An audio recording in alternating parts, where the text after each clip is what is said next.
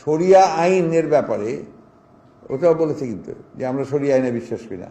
আমাদের সংগঠন পড়ে দেখবেন শরিয়া আইন বিশ্বাসের তো কথার ব্যাপারটা নাই কোথাও। আমরা তো ওনারা চান ওনারা করুক, ওনারা শরিয়া আইন করতে চান ওনারা করুক। কোন মুসলমান যদি শরিয়ার আইন বাস্তবায়ন না চায় সে মুসলমানই না।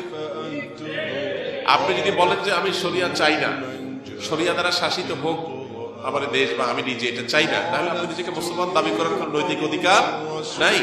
শরিয়া এটা শুধুমাত্র চুমু খাওয়ার জন্য আসে নাই। আপনি পারছেন না শরিয়া দ্বারা শাসিত হতে, অপরাধ বোধ আপনার মধ্যে আছে যে আমি পারতেছি না বা আমরা পারতেছি না, এটা একটা লেভেল পর্যন্ত চলে। কিন্তু আপনি চান না, পছন্দ করেন না, এটা চলে না। এটা মানে হলো আপনি বিদ্রোহ করলেন, অস্বীকার করলেন, ঈমান থেকে খারিজ হওয়া। যারা ওপেনে বলে আমরা শরিয়া আইনে বিশ্বাস করি না, যে ব্যক্তি এই কথা বলেছে আল্লাহর কসম কোরআন বক্ষে ধারণ করে বলছে, উপস্থিত সকল মানুষের সামনে বলছি, যে ব্যক্তি বলে মুসলমানের সন্তান হয়ে বলে শরিয়া আইনে আমরা বিশ্বাস করি না, আল্লাহর কসম সে মুসলমান থাকতে পারে, সে মুরতাদ। কথা ঠিক না ব্যাটিক যদি বলেন?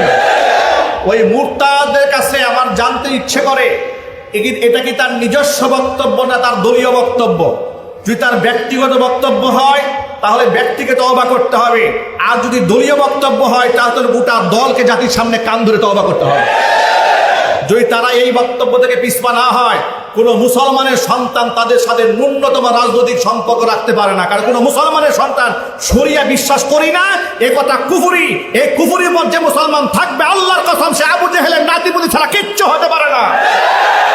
মানুষ বয়স 60 বছরের কম হবে না, সে একেবারে সে বলতেছে। আর শরিয়া আইনের ব্যাপারে ওটাও বলেছে কিন্তু যে আমরা শরিয়া আইনে বিশ্বাস করি না। আমাদের সংগঠন পড়ে দেখবেন শরিয়া আইন বিশ্বাসের তো কথার ব্যাপারটা নাই কোথাও। আমরা তো তুই কি কইলি পাগল, কি কইলি তুই? হ্যাঁ কি বললা? এটা কথা হইল? এমন জঘন্য বেয়াদব যেই দল লালন করে তাদের ভবিষ্যৎ খুব ভালো হবে না, ভবিষ্যৎ ভালো হবে না।